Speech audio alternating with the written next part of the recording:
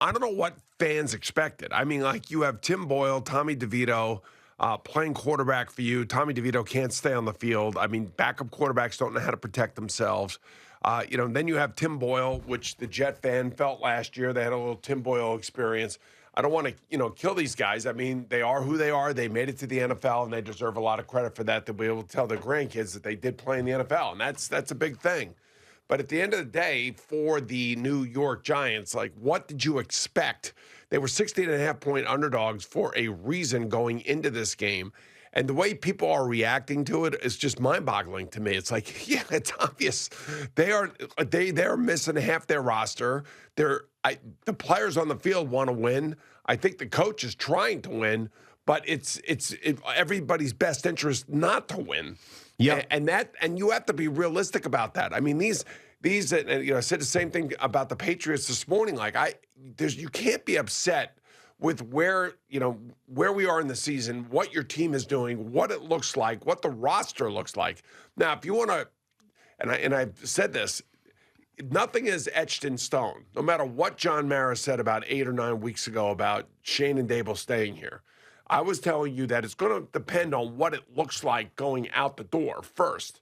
And here we are right in the middle of that. And yesterday was as ugly as it gets, but there have been uglier games that the Giants have played this year, believe it or not, because I expected it to look exactly like that. Yeah, I think that most people did. I didn't. I know you got a lot of Giant fans, irrational Giant fans in your life, and maybe that's where you're getting some of that. I didn't even really focus too much on the Giants fan reaction because for me, I mean, this was a foregone conclusion. And especially when you find out that they got to go to Tim Boyle. He didn't even play all that poorly. I mean, I thought you were going to see a pick six and 7 sacks once he came in, but he was okay. I mean, moved the ball a little bit, but I mean, they're going to get killed.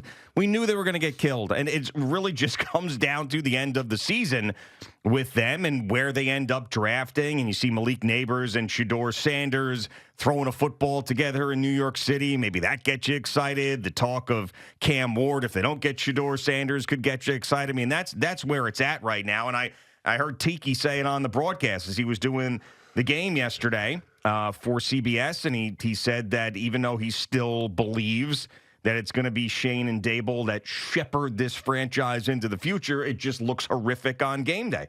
But, I mean, when you have to go to these guys, as you said before, it wasn't going to end well. You're going to get crushed as one of the better teams in the NFL. This is usually coming off a bye, no less. Remember, this is where Joe Judge talked himself right off the ledge. And how Brian Daboll handles this publicly and how he tries to keep the team together, his words. A lot of that, goes into a coach, an owner's decision as to whether or not you keep a certain coach. I mean, he's been masterful, I think, when it comes to the press conferences, hasn't really said anything that has, killed him. He hasn't stepped in doo-doo, if you will. I mean, he's been okay. I mean, he's been fine. But again, I could just imagine what it would be like to speak to him away from the microphone. Speaking to him away from the microphone, you'd get a completely different set of opinions about what they're dealing with. But the public face is a completely different set of circumstances that I think he's handled relatively well. So he's not going to talk himself out of a job. No, he's too smart for that. He knows what he needs to do publicly. He's never, in his 3 years that he's been here, said something that has made a story bigger than it needed to be, which is something that plagued Rob Saleh, it plagued Joe Judge, it's plagued lots of coaches who have gotten fired. That's one thing Brian Daboll is not going to do.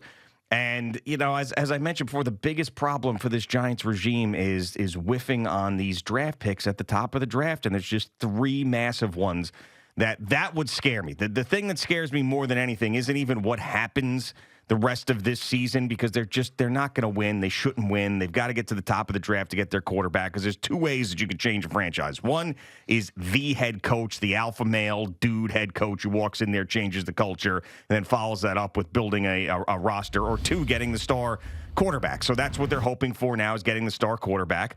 But the thing that would scare me going forward is, do these guys know how to pick players in the draft? That would be the biggest one. I mean, yeah, you hit on a couple guys. Tyrone Tracy's a nice story after you let Saquon go, but no one's really talking about that because Saquon left. I mean, Nobody's talking about any of that because the team stinks. exactly. I mean, like your two best players are out, and your two best players weren't even drafted by this regime. You know, Kayvon Thibodeau and Evan Neal and Deonte Banks. I mean, these guys they've missed. So that's the thing. The biggest thing, if I'm John Mara, if I'm making a change, is because I don't believe these guys know how to pick the right players. But then again, as we said, we went back, and the world loved the Giants drafts when they picked those guys. Oh, A and A+, and they couldn't do any better than this, and ended up being all flops. But I mean, John Mara, after Bill Belichick ended up going to North Carolina, you would have to either have, Ben Johnson, or I mean, I don't even know if he would go to Vrabel. I think he'd be like enamored. You would have to have the top candidate and Ben Johnson say, "Hey, I want the Giants," and that's not going to happen. I don't see John Mara getting rid of these two guys and then replacing them with two guys that are the same exact people as Brian Daboll and Joe Shane, just with no experience. Well, when you have planes flying over MetLife Stadium saying "fire everybody," that's not a good sign. Yeah, but I'm just telling you, and it happens. It affects season tickets. It affects the attendance at the stadiums. It affects the business side in terms of sponsorships. I mean, there are a lot of things that right now the Giants are going through, and this is why I'm saying you got to see how this whole thing ends. And I'm not saying that a win would have made everybody feel better today. Like the Jets may feel a little bit better today about what happened yesterday. So they won a game. They went out there and they played their best game offensively. And I was thinking towards the end of that game that had the Jets lost that game, I couldn't even imagine how many people would have been blaming Aaron Rodgers when Aaron Rodgers had nothing to do with losing that game. Aaron Rodgers had everything to do with winning the game. Yeah, those players on defense are the biggest losers I've ever seen. I cannot believe that they gave up the amount of yardage and first downs that they did to Mac Jones in that offense. I mean, it was startling. I mean, I think they had something like, I looked down at it when I was watching the game. I think they had something like 16 first downs in the first half, which I don't think that they had done in the previous two games. The offense looked good. But look at the Jaguars here. Yeah, 27 first downs and 421 yards of offense. And if you know anything about football, you know that the Jaguars have had one of the worst offenses in the league the entire year, and it's gotten worse since Mac Jones has been the quarterback. Well, look at that third down efficiency, over 50%.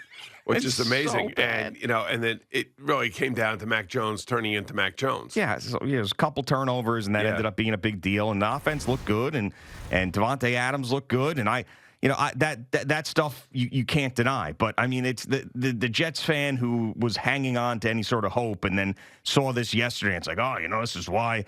You think about running it back next year. Okay. So, in the 2 years, and the other argument that I love that people make is like, well, now Aaron Rodgers is fully healthy. Oh, okay. So he's fully healthy when they're 4-10.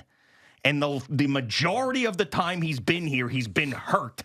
And he's 41 years old, but let's bring him back and hope that he's healthy next year. I'll tell you, the last two games he played in Florida in warm weather, he looked great. Yeah, well, too bad that's not what we have up here for the majority of the time. And you also have to go to Buffalo, and yes, you get a chance to go to Miami, but I mean, that's one game out of the year. I mean, just to think that, this is what Aaron Rodgers looks like when he's healthy. Well, guess what? He can't stay healthy. And to assume that he's going to stay healthy next year is stupid. And you're not going to compete, even if he is healthy. You're not competing with the best teams in the AFC. I know, but it all depends on who the coach is next year for the Jets as to whether or not he's going to end up staying here. Yeah. That's all I'm saying. If it's a big personality head coach, he's going to want a guy that he can win with, and then they try to draft a guy. Maybe they develop a guy. I mean, the other options are relatively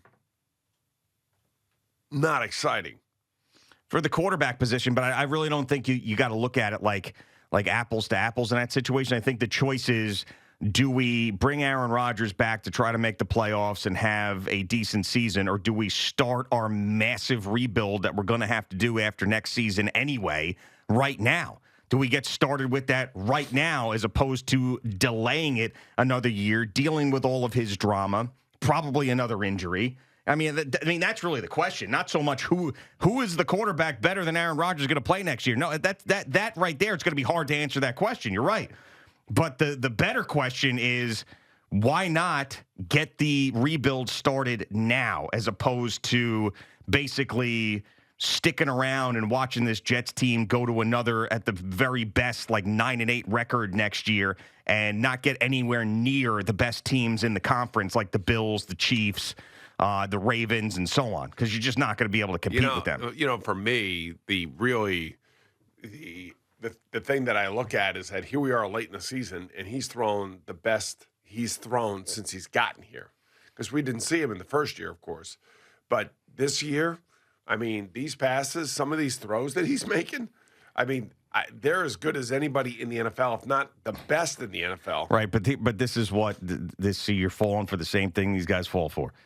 When he's been healthy, which is what now? This is the healthiest been. Yeah, it's been two games out of the how many that he possibly could have played. Both he and Kirk Cousins are coming off of Achilles. It's not easy. Look, I'm not sitting here telling you that he should be here for the next 10 years. I'm just telling you that if they do hire a known coach, a known personality, they won't. That guy is not going to want to go into a game with Jameis Winston. He's not going to want to go into a game with Derek Carr. He's not going to want to go into a game with Sam Darnold. He's not going to want to go into a game with any of those guys.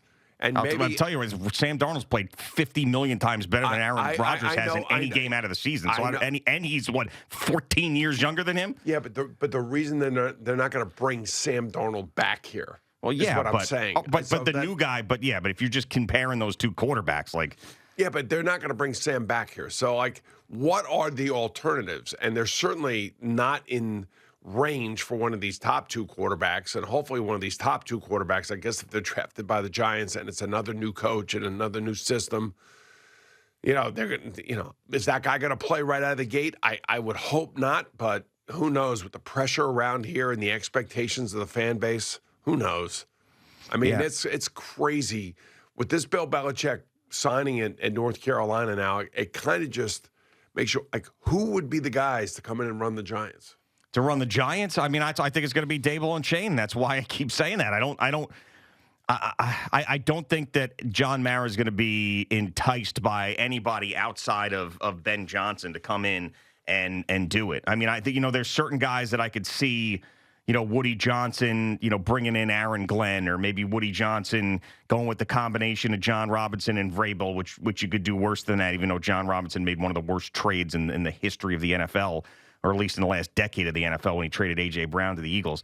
But, I could see that happening. For the Giants, I think this is why I think it's these two guys. And I don't think it even matters how the rest of it looks like. I think the way they look at it is we're going to give these guys an opportunity to work with the quarterback that they draft, either 1 or 2 at the top of the draft, because there's nobody else out there that we're going to bring in that we feel better about than these guys.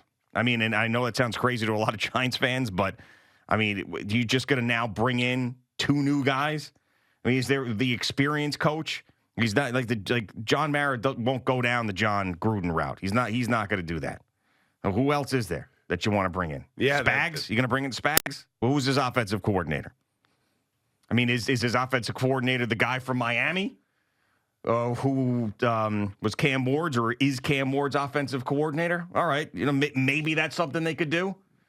But the more I think about it, the more I think that they're just going to keep those guys. I cannot wait to see who the Jets hire. It's going to be hilarious. It's going to be so funny, because they're just going to do the same thing again. And then those guys will I'll just, when we see him at training camp, we'll be like, we're going to talk for 3 years. That 4th year, you're not going to be here. Oh, Jesus. Sorry. And it's not your fault. Right. It's not your fault. Everybody who comes in here, it's the same thing. So don't worry about it. Well, I mean, that's why you have to offer, your recommendations. I've been screaming about John Gruden a million times, but they won't do it. Woody Johnson won't do it. And I don't know what the hell happened with this Bill Belichick story. I need to know more. And I saw the Athletic people and Diana Rossini put it out, and then Connor Hughes had confirmed the story. I mean, I don't know if this is one of those things where they're like, hey, reach out to all the teams that have already fired their coach but I haven't heard that yet, just to see if there's interest and maybe we could, get more money out of this situation or more things that we want in the contract or whatever. But I can't imagine everything that Bill Belichick said about Woody Johnson and how much he hates the Jets, and he's put that out there publicly, that he'd actually be willing to coach the Jets. I will not believe that. Well, it just goes to show you just how badly Bill Belichick won him back in the NFL. Well, not according to him. Remember, he's like, Bill Belichick soured on the NFL and all that bullcrap because nobody wanted him. Well, that's why he soured on the NFL, because nobody wanted him. Exactly. What happened first? Yeah. So right. I could see his representatives asking around, seeing if anybody had any interest. But then again, North Carolina was on a very, very tight timeline, and they had to get their guy in there. And in order, to actually get ready for this upcoming season in 2025, with the transfer portal open and the recruiting going on, and I think he already landed a 5-star QB going to North Carolina, which is a good thing. Of course. Get it going. He's probably going to have some success there early, you would expect, with his track record, so we'll see how it pans out.